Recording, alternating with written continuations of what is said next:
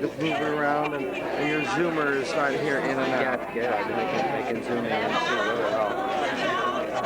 Yeah, your live sound.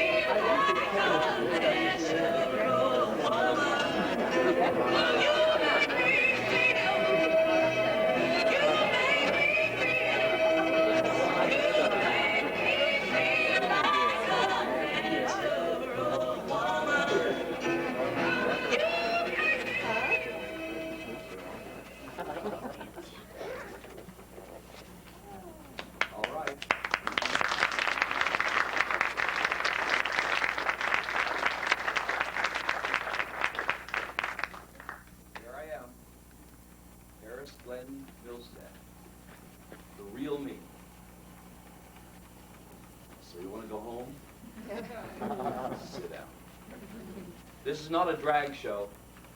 This is my life. You want to see me in drag? Rent one of my movies. Please rent one of my movies. Besides, I couldn't dress like that all the time. Hey, I couldn't afford it. Thank you for coming. You did pay at the box office, didn't you? Good. Girl could always use some spare change. This is a very important day in my life. It's the day I die. I'm in my apartment in New York and I'm packing because I'm going off to... Hello?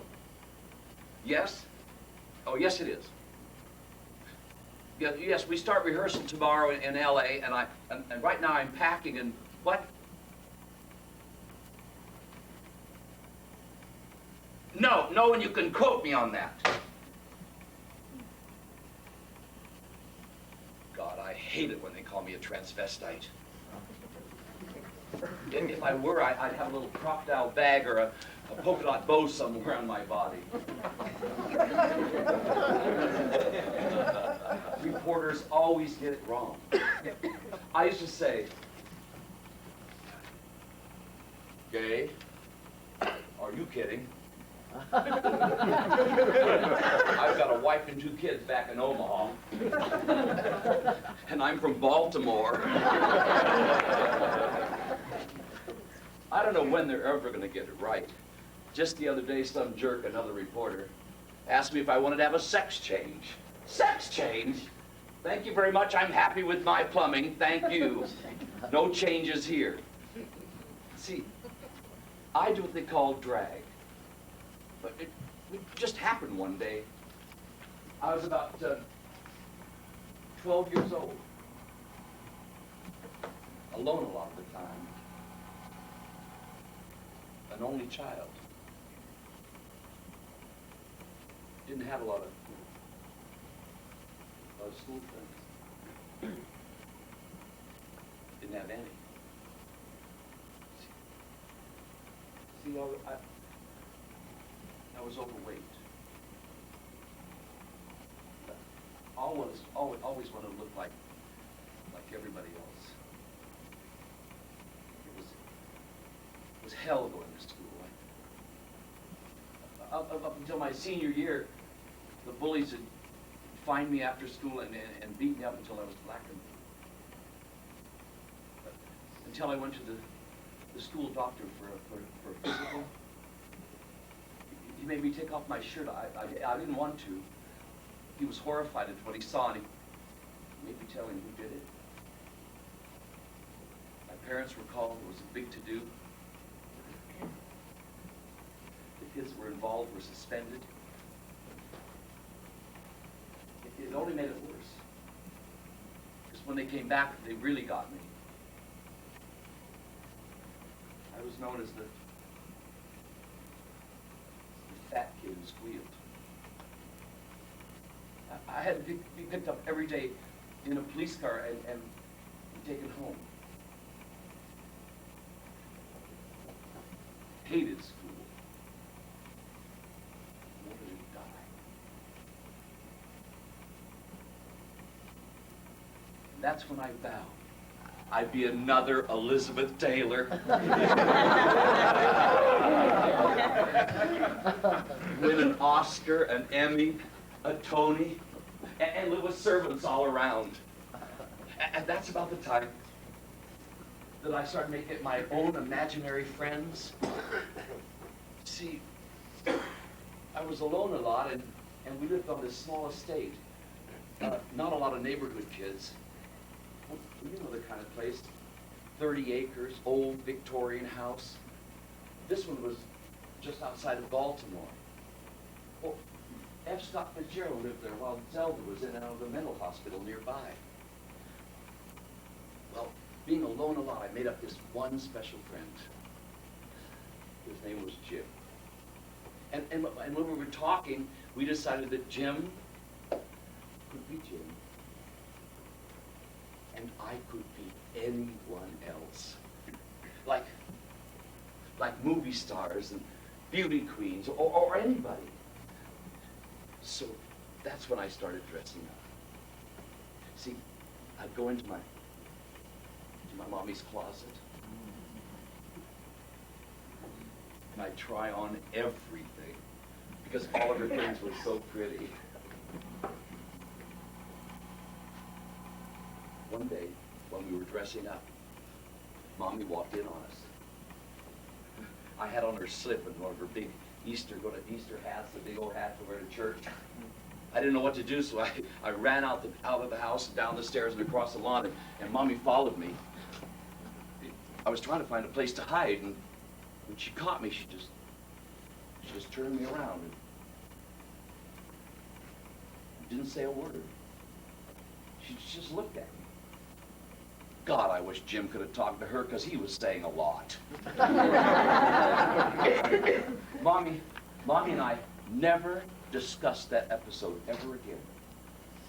But Daddy's finding out wasn't too far behind. I was about 16 and junior in high school. I went on this diet and I lost 80 pounds. Got down to 145. God, everything was different for me then. All the people that were not talking to me before were now talking to me. I didn't understand it. Didn't they understand? I was the same person. Well, all of a sudden, I was in. You know, I finally asked my Uncle Tommy if I could have a little party at his cocktail lounge in Towson. So all of my friends already knew my little secret. So I got dressed up and went over to Diane's to pick her up. She was my date. Oh, I dated girls. Diane Evans was the best. See, Diane was the one that Mommy wanted to have be her daughter-in-law someday. Diane was a true friend. Diane accepted me for me. Well, anyway, I'm in drag on Diane's doorstep, fixing my slip, and her father answered the door. Yeah, he was a bit stunned. Diane just giggled and yelled, "Never mind, Dad, she's my date, not yours."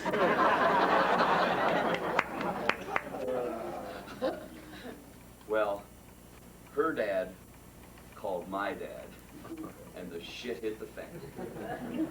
Now, I should straighten something out here. See, Mommy and Dad were well-to-do owners of a children's nursing school. And my father was a deacon at the local Baptist church. And people like Uncle Tommy, Not. But hell, doing what Mommy and Daddy wanted me to do is not what I wanted to do. I was having fun.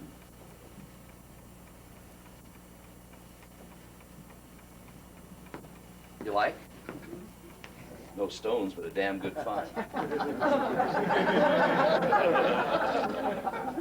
See, a girl in my position can't spend too much on everyday stuff.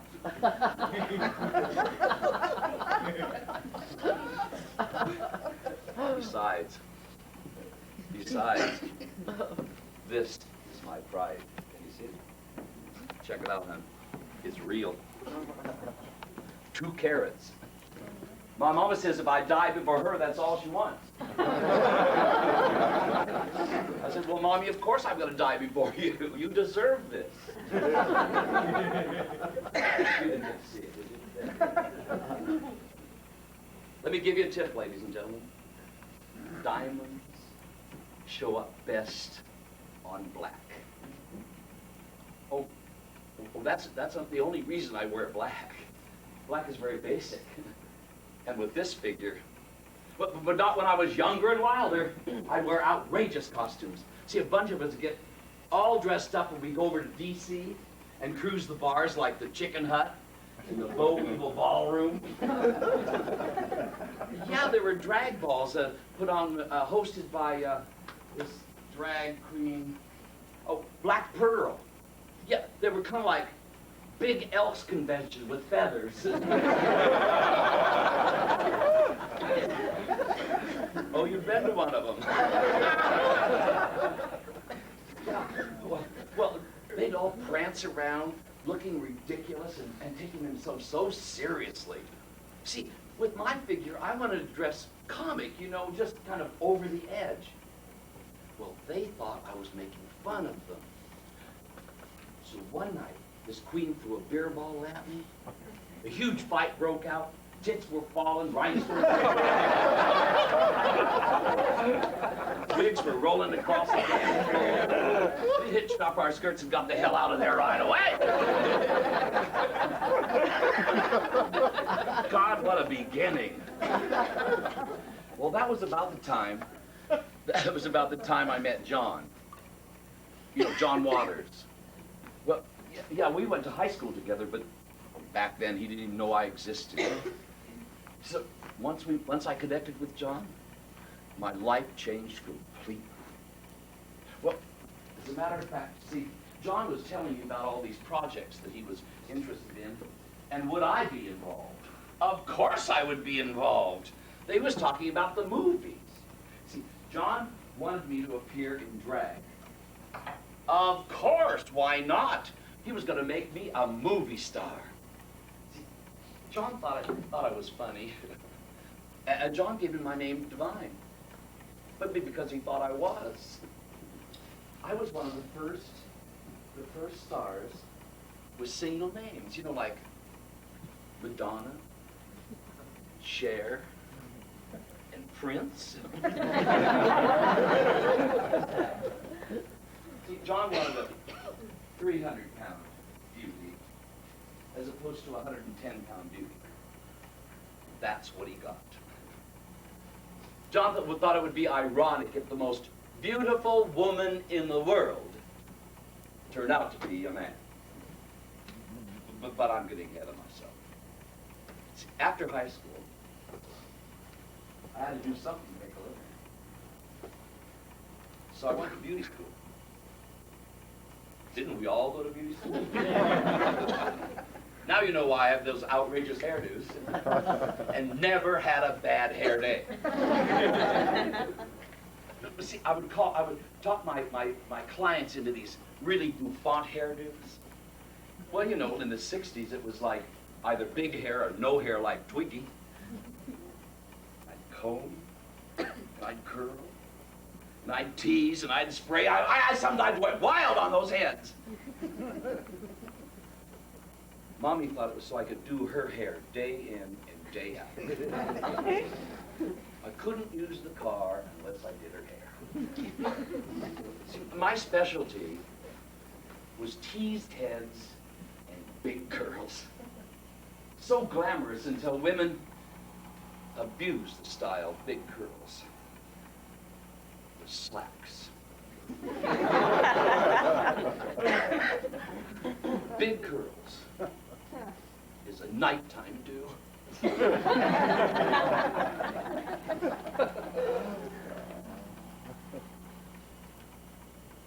Did I tell you about the murder? I was up for murder. It was in all the papers. It was the headlines everywhere. The hairdresser party mystery. Well, see, it happened on a Friday in December, about 1964. A bunch of us would get together every week and try out new do's. So the party started at my house that night, and then we went over to Sally's because Sally had more booze. And well, the next day, Sally didn't come to work. So we thought maybe she'd had a little too much to drink, like we hadn't. You know that, don't you? So about 11 o'clock, there was this screech of tires outside of the shop and a lot of commotion. Somebody came running in and they said the cops are on their way in here and they've got their guns drawn. Everybody panicked and they arrested me while I was doing a bleach job. They showed me their badges, handcuffed me, and it was like Hawaii 5-0. And the cops kept saying, "Why did you kill Sally?" Sally dead? What? Wait a minute. I didn't kill Sally. I was with her last night. I did her hair. Well, they took me down to the station. I couldn't call anybody. They put me in this little room with a psychiatrist, and he kept saying, how pretty I was. And you're much too pretty to be a man. Well, I jumped right out of that damn room right away and told those cops that shrink was a queer and he was trying to put the make on me. Is there a law against that or something? I couldn't make any phone calls. I was with the cops. I was with the cops for 36 hours.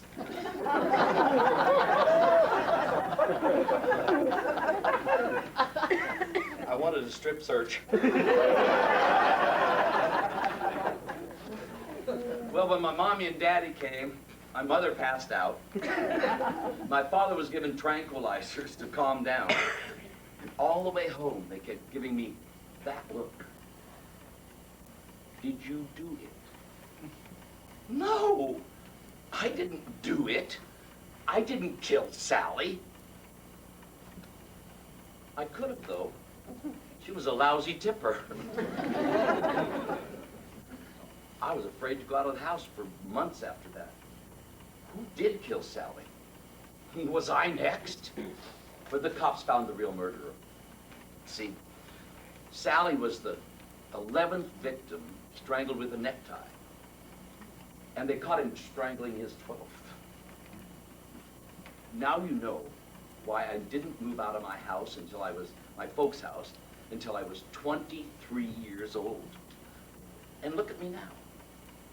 Here I am, in the West 90s, in a penthouse.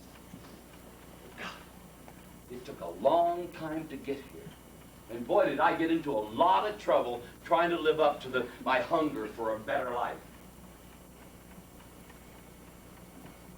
I even shoplifted. At one time, I had 40 cashmere sweaters. Thank you, Bloomingdale's. Oh, and I'd go in this hardware store. And one time I went in there, and I walked out with a chainsaw in one hand and an electric drill in the other. I'd go in there every day and steal stuff. Hell, I thought I was invisible. And then I read these really wonderful apartments, hire servants, throw lavish parties. Well, what with the servants, and the parties, and the outrageous friends, You never knew what was going to happen. Like this one time when I had planned for my guests to arrive early. Well, you guys know, so I could make my grand entrance before I could even get my makeup on. One of the maids or the butler, I don't know which, ran out the door with all the booze. So what do you do? I lowered this gorgeous guy out the window and down to the apartment below. He broke in, raided the liquor cabinet. We ended up with more booze than we had when we started. Where there's a will, there's a way. Oh, and this one party I had, I was feeling really, really generous. So I invited 22 of my most fabulous friends to cocktails, hors d'oeuvres, sit-down dinner, and after-dinner drinks at the Hilton Hotel. Cost me a fortune. Well, the hotel photographer wanted to take pictures of the soiree for his new company brochure. Well, why not? Exposure's exposure. So he came in and he started clicking away. All my guests threw their napkins over their heads, fell down on their plates. They were screaming because every one of them, they were either in trouble with their parents, on parole, or wanted by the FBI. Great guest list, huh? But you know, even back then, there was never enough money. See, one week I'd have $1 million. Next week, nothing. It drove the IRS nuts. They loved me. When I owed money to everybody. I had to stop being a hairdresser and go into hiding. And all there was to do was eat. See, that's how I handled my stress and depression back then. I think I'm better now, but my weight skyrocketed. I went to visit these friends one time, and I broke their toilet. Should have been a warning.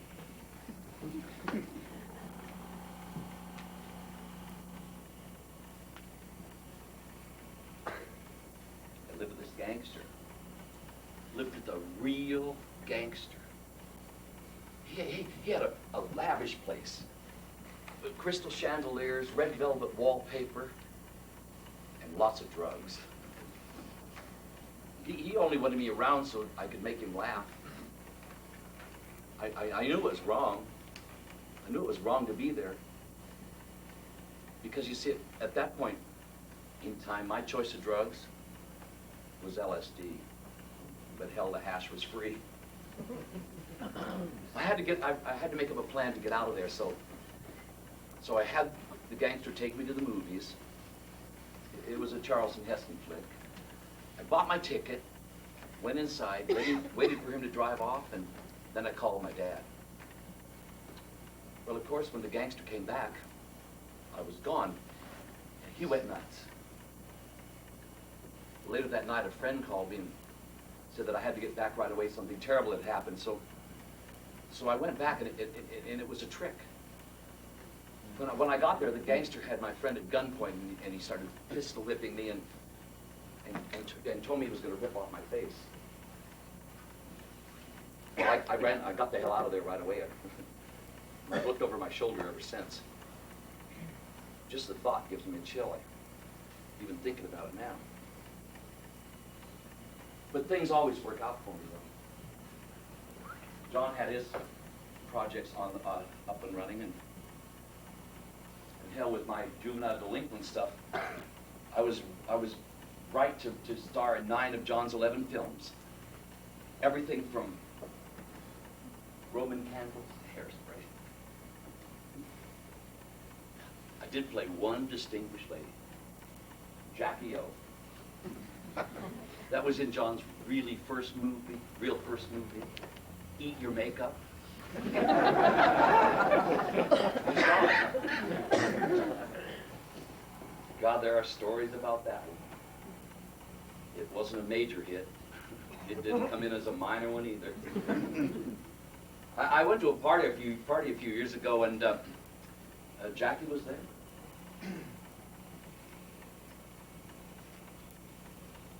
we had on the same dress.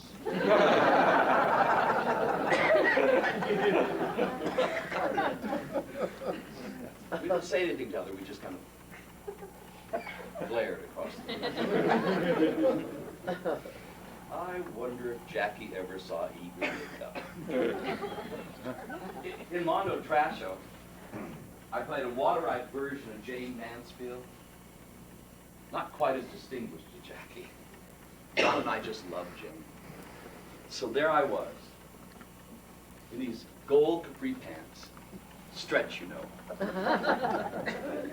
A halter top, 6-inch heels from Fredericks of Hollywood, and a gigantic blonde wig. The title fit, Mondo Trasho. I kept running around, pulling up those pants, and of course John left it a bit in the movie. So there I was, heavy makeup, slut platinum hairdo, running around, pulling up those damn pants. I looked like a vision of trashy splendor. John, of course, wanted the mean stepmother in Cinderella, the evil queen in Snow White, or the wicked witch of the West in The Wizard of Oz. Put them all together and you get divine.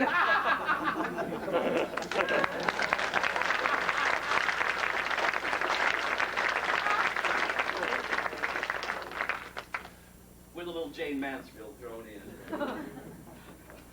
So there I am, in this custom design outfit, chewing gum, driving a red 59 Cadillac convertible.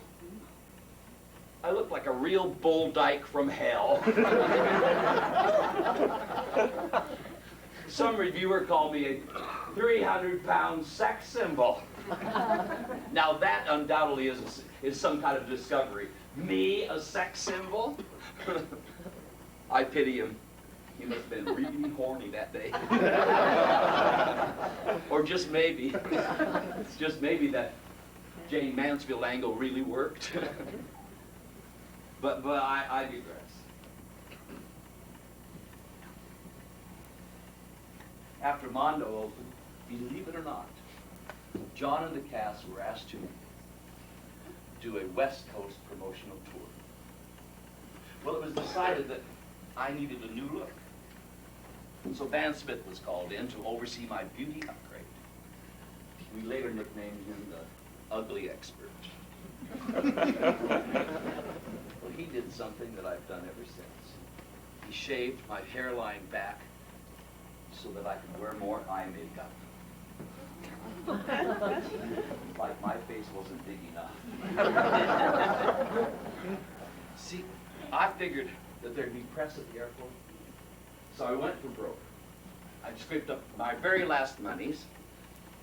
I went out and bought a new wig and a jet black dress to complete my beauty look.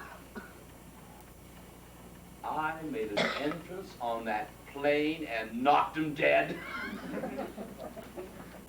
The stewardess and the passengers all gave me that look. It was wonderful.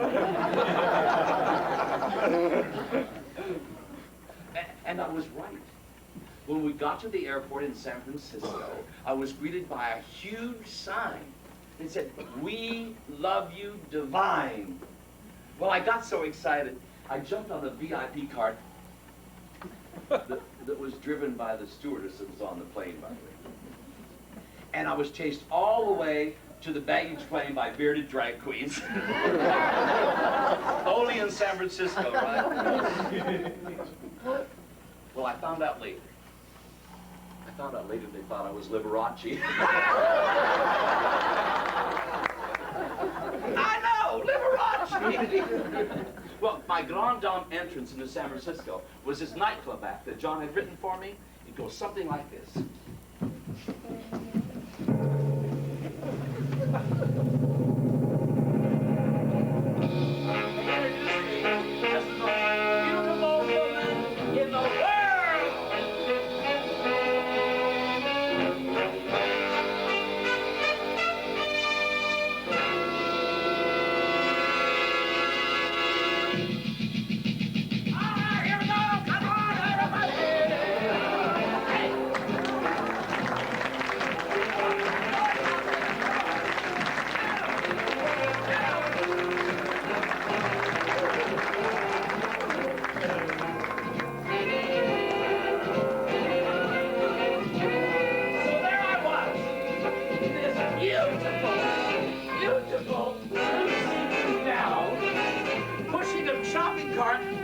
dead fish, throwing the fish at the audience, and screaming things like, "I want tits bigger than my head!"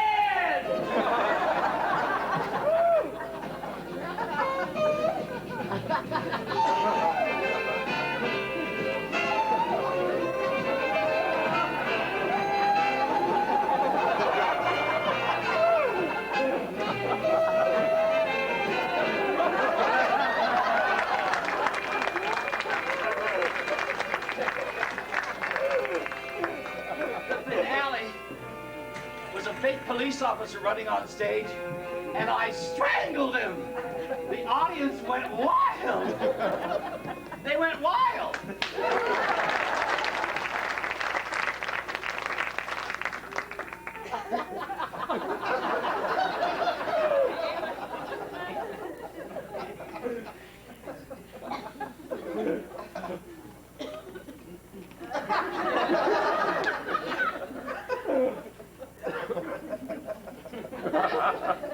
Where's the nipple?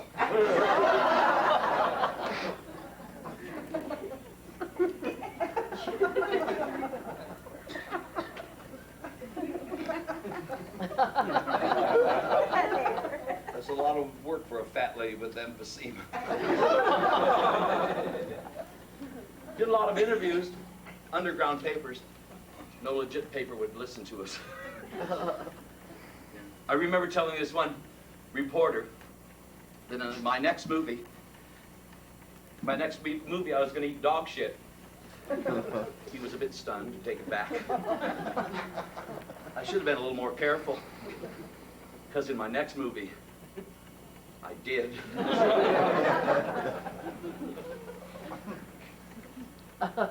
One little piece of drag in L.A. couldn't hurt.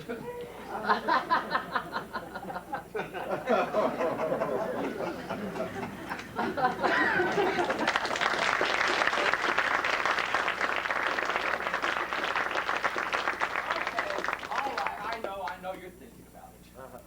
But you're too polite to ask, right? Everybody's thinking about it. I've never been known to be polite, so let's talk about it. Yes. John did ask me to eat dog shit, and I said I would. It was the second to the last day of the shoot. And John said, tomorrow, you're going to eat the turd. God, he wasn't kidding. He said, yeah, you want to be remembered forever? Or do you want to be completely forgotten? He said, you will go down in movie history forever. Well, what the hell? I said I would. And I was young. And I didn't think what a hideous experience it would be.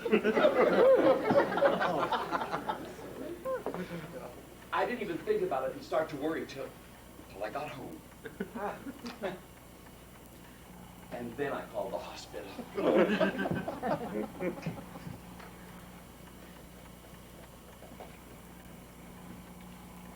Hello? Hello? Yeah, this is Johnson. Mrs. Johnson. Yes, my little dog, my little boy, my little boy just ate doggy do. And I don't know what to do about it. What? How old? How old? 24. No, he's retarded. If he's retarded. He was out in the backyard playing with his little puppy and he ate it. The nurse said to wash his mouth out, feel, wait, and watch. Because he could get what they call worms.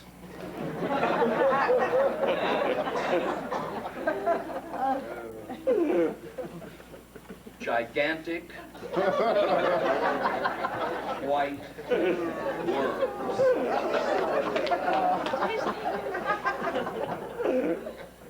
So I waited and I watched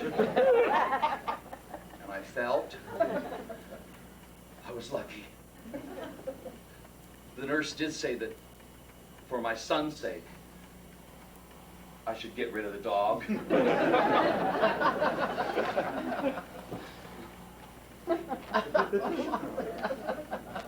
What would that career move?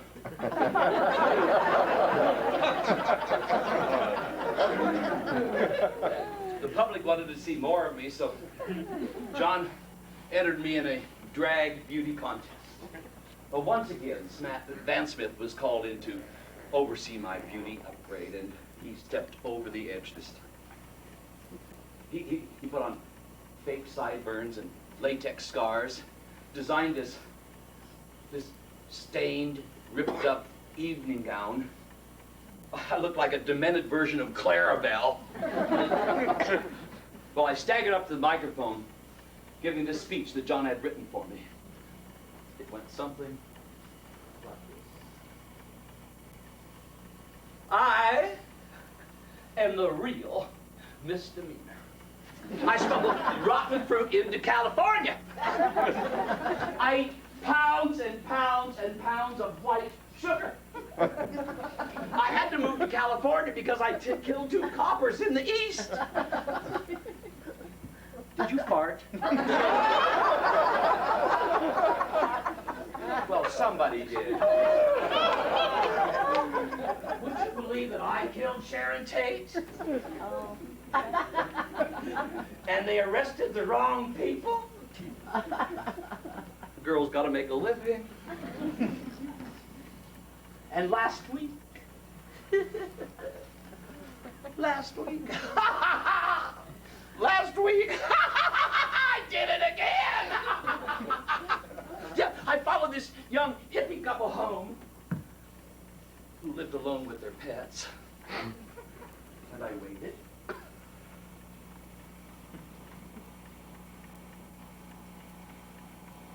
I watched.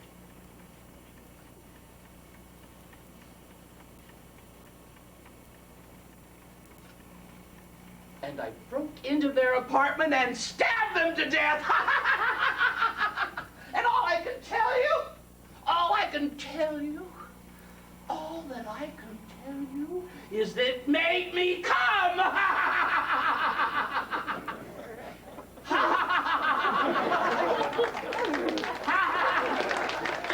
Jesus.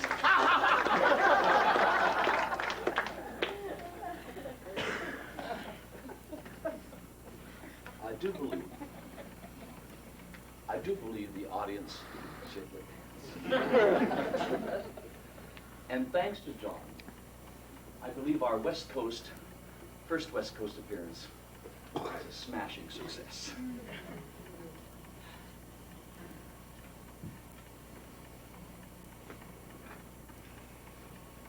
In between Mondo and Flamencos was his artsy little film, Multiple Maniacs.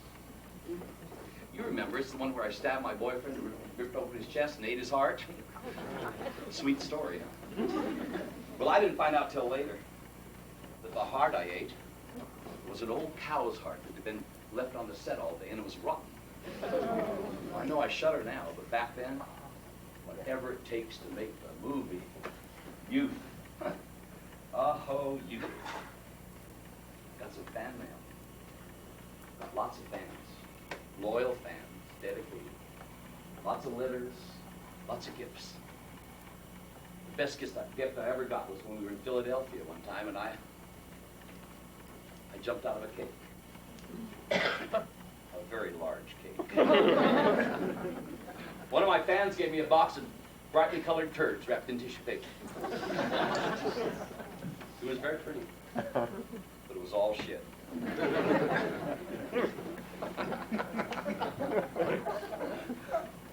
John dragged me over to the university for some public appearances, and I had dinner with the faculty and the families. There I sat, in drag, 8 foot tall. The wives and kids were horrified. But I trusted John completely. Whatever John told me to do, I did. always worked well. John and I traveled around like George and Gracie. I can't believe it. I can't believe it to this day. I walk on stage, abuse the audience, and they love it.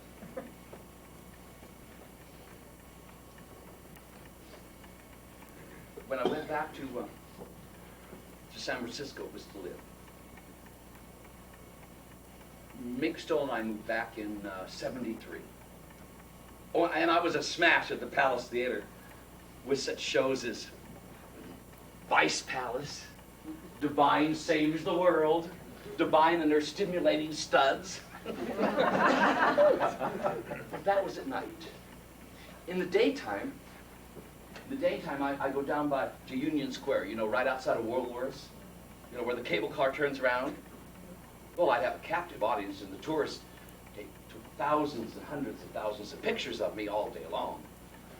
I even thought I'd be in the guidebooks. The trouble was,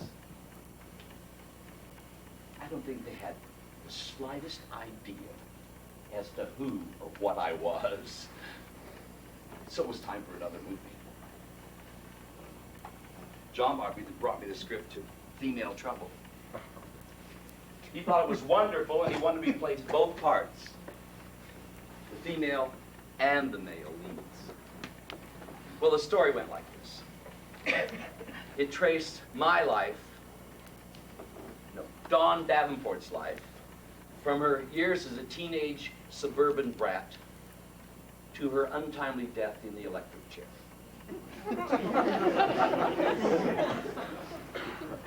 Well, the final scene was written so that it would be equivalent to any Academy Award performance, or so we thought.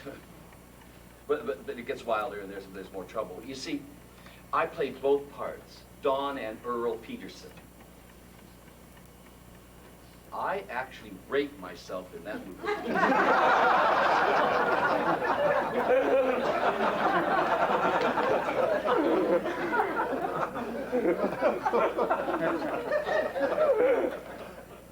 That certainly was a challenge.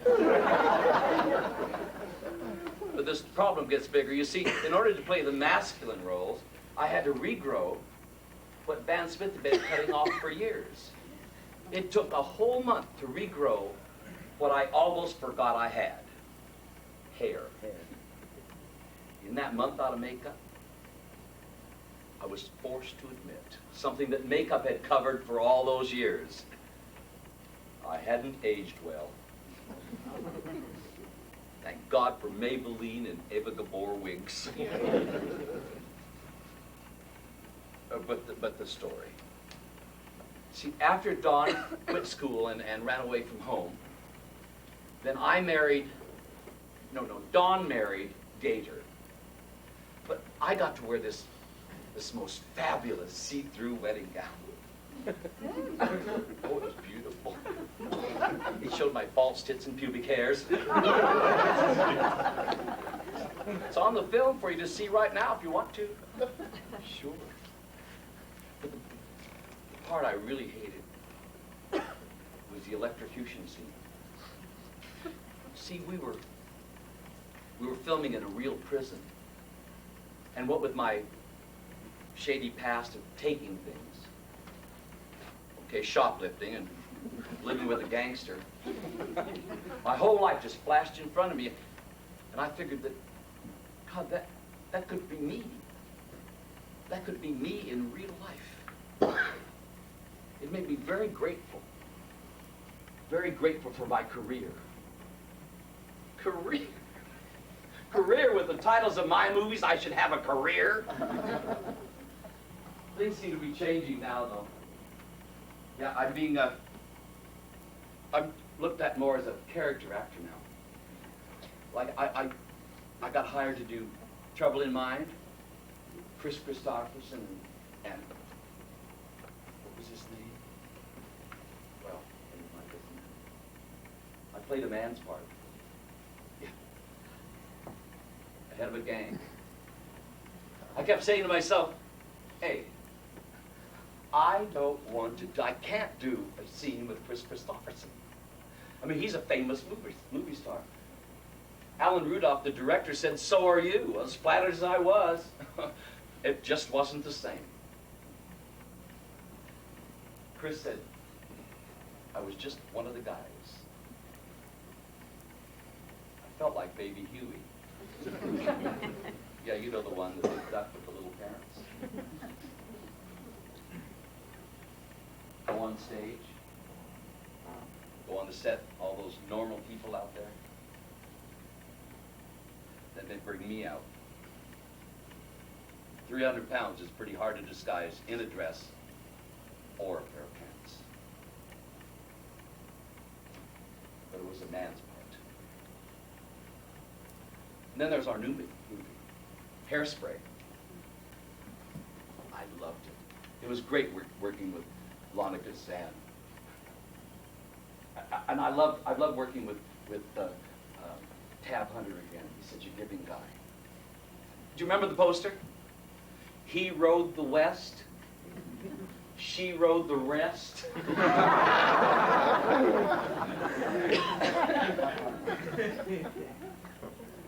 My one secret desire was to meet Elizabeth Taylor. And I did. I went to a party. I went to a party for her daughter Maria, and she was there. I couldn't just go over to her. So I had a couple of scotches, and I went over. She was lovely. And we started talking, and we talked for hours. They couldn't shut us up. She's great, you know that she was one of the first celebrities ever to lend their name to AIDS causes. And I have friends who say, oh, she's this or that, or she's a bore, or she's been married 38 times. Who cares? That's her life. She's great. She's right up there. Oh, and besides, we shared the same makeup and hair man for years. What do you think? She's fabulous. Not like some other celebrities I've met. Like I went to this great Hollywood party. Lots of celebrities there. Caviar and champagne everywhere. There she was. Cher. Well, I had on this very smart cocktail dress. So the photographer wanted to take pictures of us together, and he started clicking away, and she said, wait a minute, what are these for? And he said something about Italian Vogue. And she said, look, I might have been born yesterday, but it wasn't in Poland, and she dismissed me with a wave of her hand. I was furious. I could have pulled off her nails or pulled off her wig or strangled her. Right? I could have done something, or worse. I suppose you folks have heard about my little feud that I'm supposed to be having with Bette Midler. Well, there's no feud. No. As a matter of fact, we know each other. Not very well. Now, I think she's fabulous. I've always been a fan of hers. Until this one time, when I was watching the Barbara Walters special and Bette was on. She stared right into the camera, as if she were looking directly at me and knew I was watching. And she said, she was Mitten. She was divine first. Excuse me, I got the name in 1962. Pardon me if I'm wrong, but I don't think she was even around in 62. I don't think the bitch hit the tubs until 1970. Didn't she have enough money, fame, and my name too? It was just too big a pill to swallow. Well, we see eye to eye now.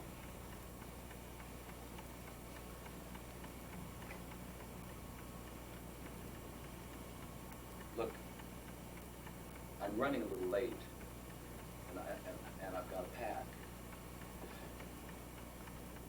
and I got a plane to catch.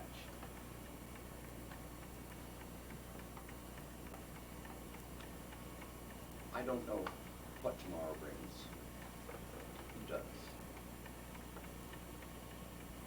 But I know one thing. I know one thing. I know that I would love to do all the roles in Shakespeare's Antony and Cleopatra. Play all the parts. I have the range, you know. I know, and I'd like to, I'd like to. Oh, John wanted me to do all the roles in Oklahoma. And sing all the parts.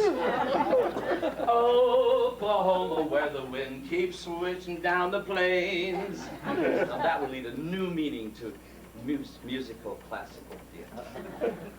And I'd like to do Roman, like that show that we did when we saw when we were kids.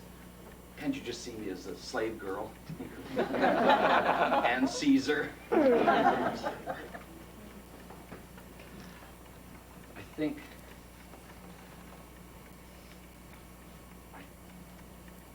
think what I'm trying to say is, I'd like to live to be 80 and entertain and make people laugh till I couldn't do it anymore. And want but to wish.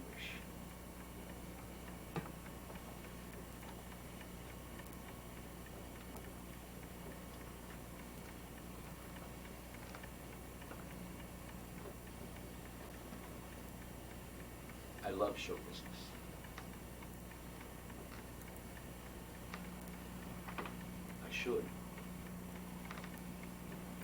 It saved my life.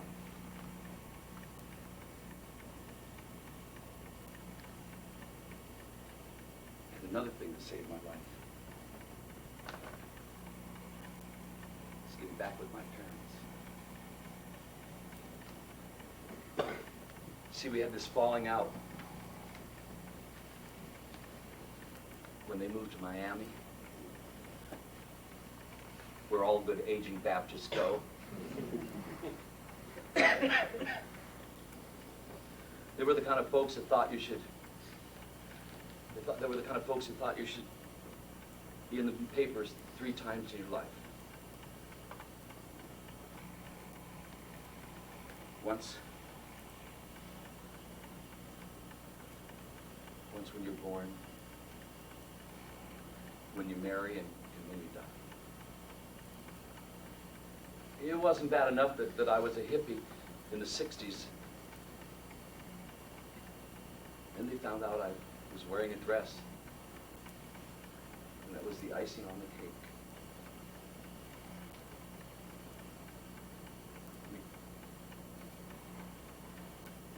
We didn't speak to each other for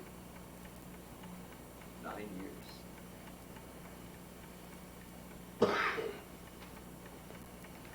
And when I went to their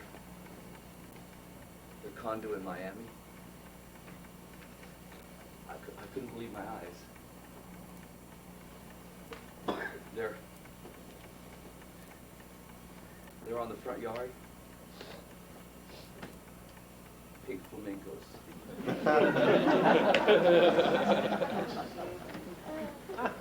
and a handwritten sign on the door. Welcome home, baby Glenn.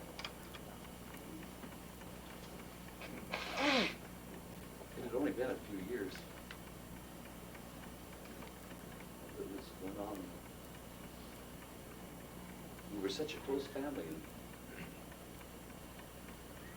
we wasted all the time.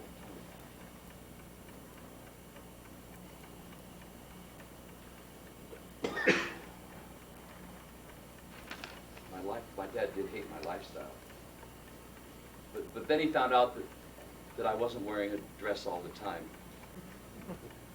And he took a look at my bank statements. He said, son, if I'd have known there'd this much money in it, I've worn a dress myself.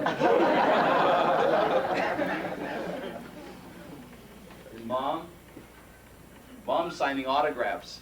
Divine's mother, Frances. Well, she won't use her last name. No. She got a, it's a kind of a cute story. She was in line to see Female Trouble, and the manager said, "Lady, you don't want to see this film?" She said, "Yes, I do. Divine's my son." Well, everybody in line said, "What?" Wanted her autograph, so she loved it. She didn't like the fake shit stains on the shorts in Female Trouble. I don't blame her. That was a bit much. You can't blame my parents. They're respectable church-going folks. They've got this odd child dressed up as a woman. But hell, I was having fun.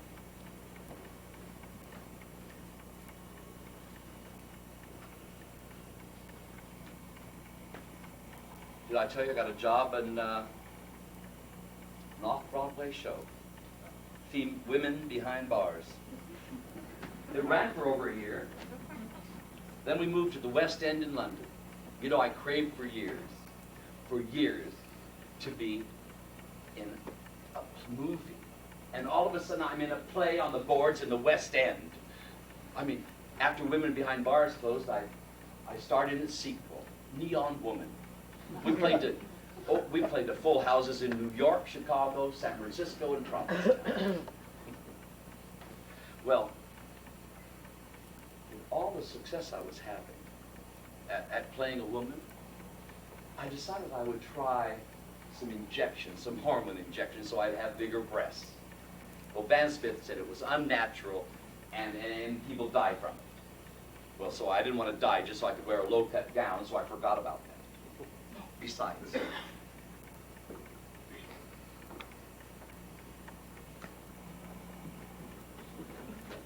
fun of wearing foam rubber tits, is putting them on top of your clothes when you travel abroad. Customs people open your suitcase, these things pop out at them, they close it up, they move on, move on.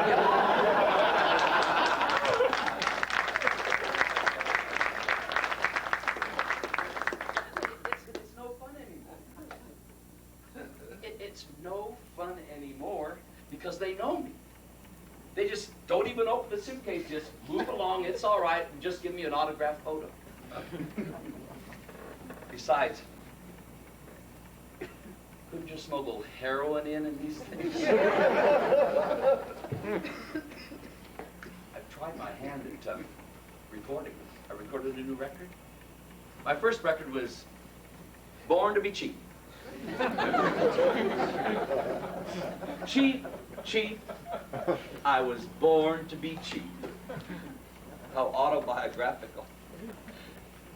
I was driving down Broadway the other day and I saw this big sign on the marquee said, "Debbie does Dallas."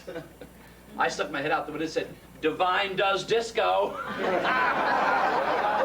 And boy, did I. After Cheap, I sang Native Love. That was in '81. We haven't played in all the clubs. I was even asked to promote it on Good Morning New York. 8:20 a.m. in drag, lip syncing on a living room set with palm trees and a breakfast table. God, what a start in the day. I was on the David Letterman show a couple of times. Merv Griffin, Tom's Night.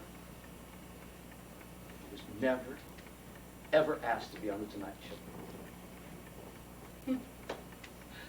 I was asked many times to be on the Joan Rivers show, but I said, no, thank you very much. He's too much of a loudmouth. A bad parody of a drag queen.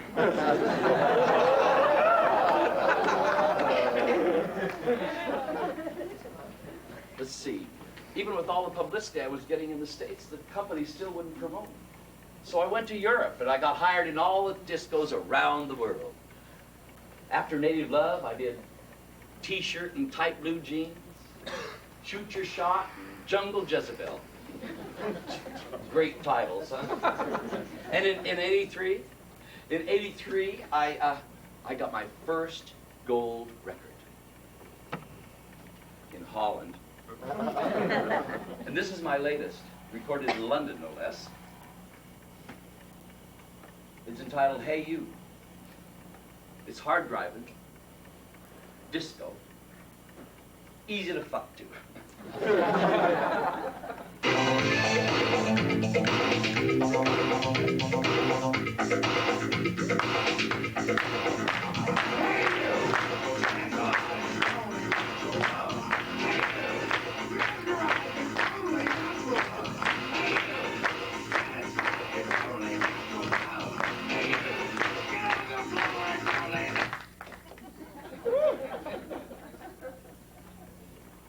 Well, it's not great.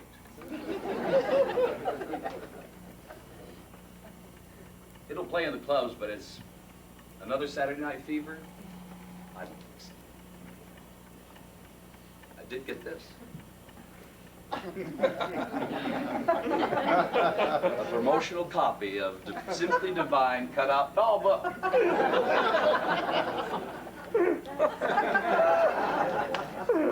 They said it was a good idea. One came out about the Reagans, and it did well. It says here, Divine, you can dress Divine up as a Dominic's,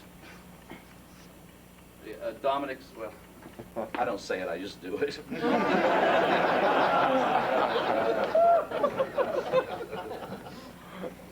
Jungle Jezebel, one of my hits.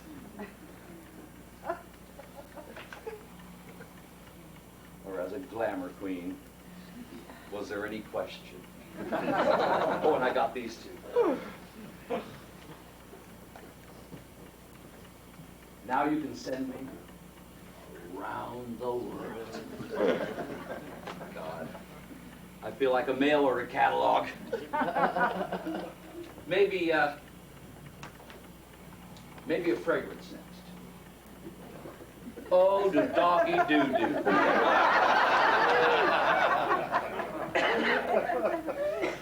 Oh, even I wouldn't do that. I know I've done a lot of trite things in John's movies. Yeah, like eat dog shit. Mainline hair eyeliner. Crawl through pig shit. Oh, brother. Done a lot. Eat guts.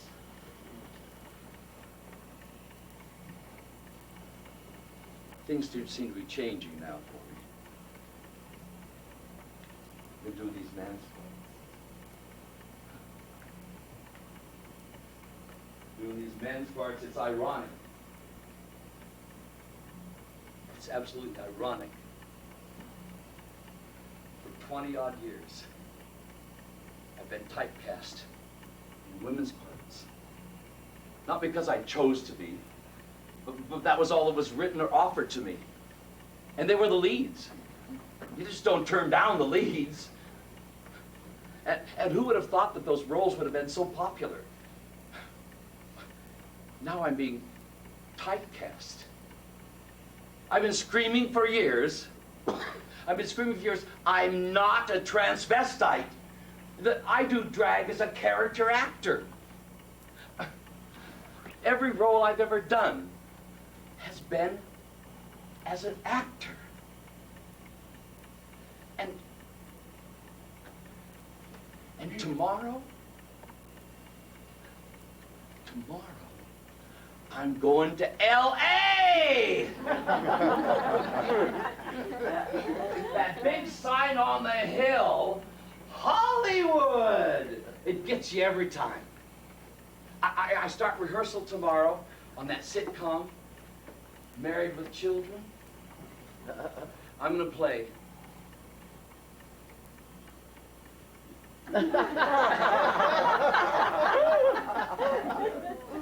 Uncle Otto.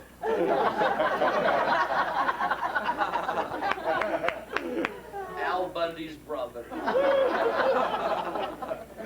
A jet setter. And that's something they said could never happen. That I'd ever cross over into anything major, let alone a network television production. And it's a man's part. I get to play a man's part.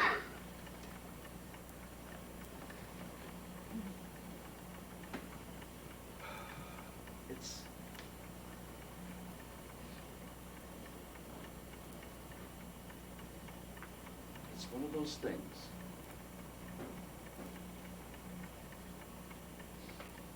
When you want to entertain, you want to be in show business, you want it to last long, long time. Can't want but to wish.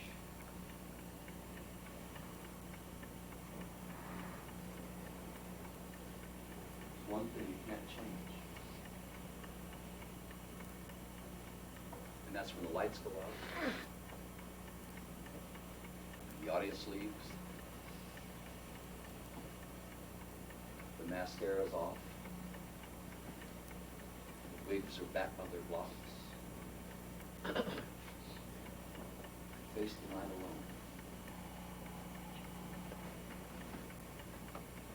alone. I don't want to be in love again. I've been in love.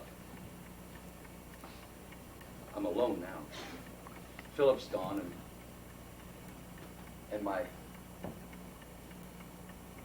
friend Lee moved back to Miami, and his wife. Everybody I know moves and lives in Miami. I don't know, you know, when I'm in love, at least with me, it's one of those things. It's never quite right. Never quite right. It's always wrong. When I'm having an affair, I get possessive and jealous. One little scene after another. It can make you crazy. I don't want to do that anymore. Hell, I'd rather decorate.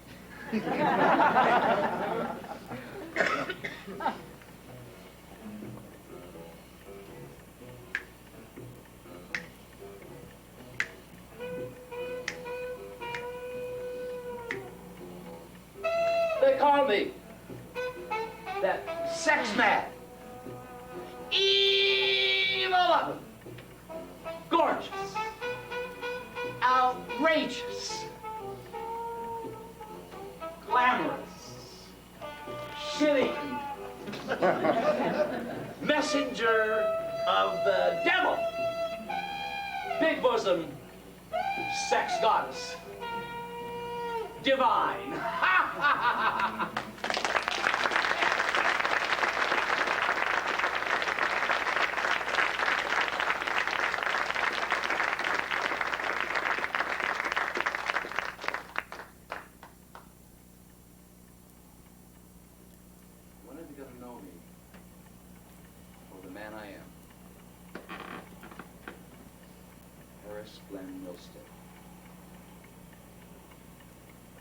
After all,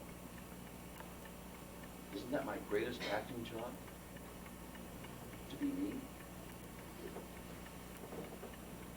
I want to be remembered as the greatest character actor, in or out of drag. Because I am, you know. Oh, I'm not Sarah Bernhardt, but I'm right up there with Helen Hayes. I could quit and move to Miami and live with my folks, or Lee and his wife. I'm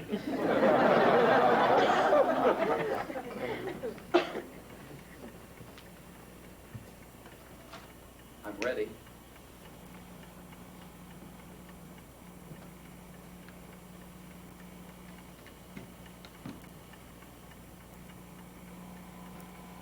I'm ready for my close-up, Mr. Waters.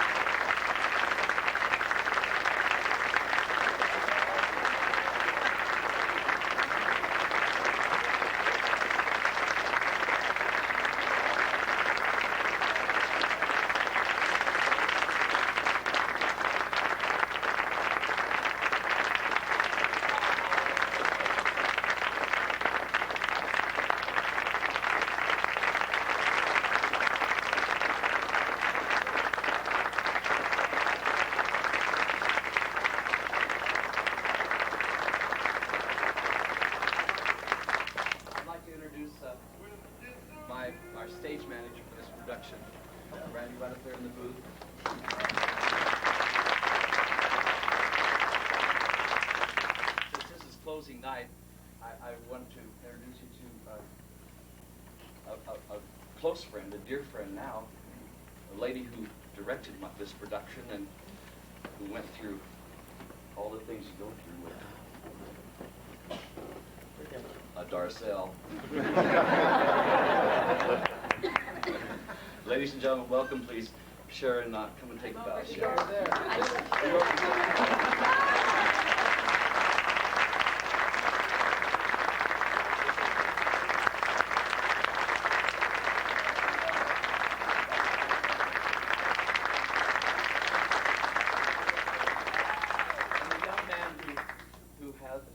Produced and wrote Dishin was Divine, a young man who had the confidence to say, get in there, Walter, and get it done. And Sharon made it happen, but he wrote the words. Donnie,